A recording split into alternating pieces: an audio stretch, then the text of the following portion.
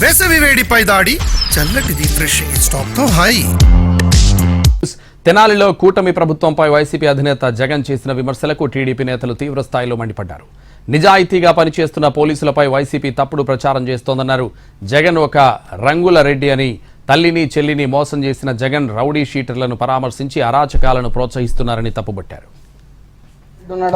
ఆయన సీట్ ఇవ్వడం కోసం వాళ్ళ బాబాయికి ఇస్తానని నమ్మబలికి మరి గొడ్డలతో ఆయన్ని అంతమొందించిన చరిత్ర, వెన్నుపోటు పొడిచిన చరిత్ర జగన్మోహన్ రెడ్డి కాదా? అలాగే చెల్లెల్ని తల్లిని కూడా ఎలక్షన్స్లో వాడుకుని అధికారంలోకి రాగానే వాళ్ళని వెన్నుపోటు పొడిచి దూరం పెట్టడం అది వెన్నుపోటు కాదా? అదేవిధంగా చెల్లెల ఆస్తులు లాక్కుని మరి బయటికి గెంటేయటం వెన్నుపోటు కాదా? ఇంక వెన్నుపోట్ల గురించి మాట్లాడుకోవాల్సి వస్తే ఇంకా బ్రాండ్ అంబాసిడర్గా జగన్ ఉంటాడు, అందులో సందేహం లేదు. ఆయనకి డ్రామాలు ఆడడం ముందు నుంచి తెలుసు. శవ రాజకీయాలు చేయటం, తండ్రి శవం పక్కన పెట్టుకుని కుర్చీ కోసం సంతకాలు పెట్టించుకోవడం తెలుసు. బాబాయిని వాళ్లే కొడ్డలిపోటు చేసి నారావారి చరిత్రను చెప్పడం తెలుసు. తల్లిని చెల్లిని ఏ విధంగా న్యాయం చేశాడో, మహిళలను ఎలా విధంగా గౌరవించారో మనందరికీ తెలుసు. మరి జగన్మోహన్ రెడ్డి గారికి ఈ రోజు తెనాలికి వెళ్లి పరామర్శిస్తున్నారు రౌడీ షీటర్లను. మరి జగన్మోహన్ రెడ్డి సిస్టమే అది.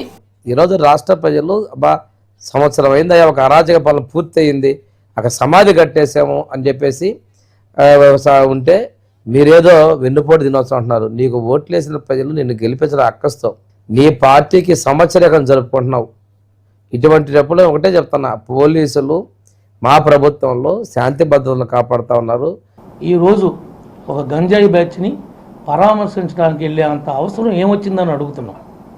ఈ రోజున నీ నాయకులకి, నీ కార్యకర్తలకి మానసికంగా ధైర్యం కోల్పోయారు. మీ పార్టీ ప్రజలలో విసిరివేయబడింది.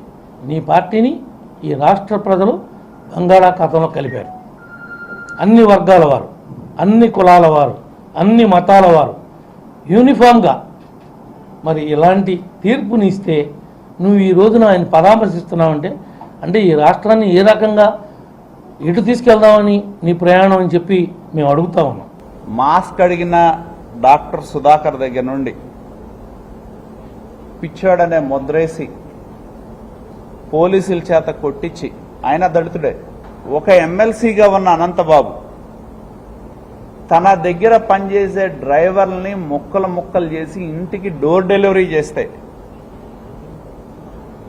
ఆ డోర్ డెలివరీ చేసిన అనంతబాబుని ముఖ్యమంత్రిగా ఆయన పక్కన కూర్చోబెట్టి, వెనకాల కూర్చోబెట్టి రాజ్యం నడిపిన వ్యక్తి జగన్మోహన్ రెడ్డి. రేపు 4వ తారీఖు ఒక సైకో పాలన నుంచి విముక్తి పొందిన రోజు. హ్యాపీ ఆంధ్రప్రదేశ్ రేపుకి. ఈ వెన్నుపోటు,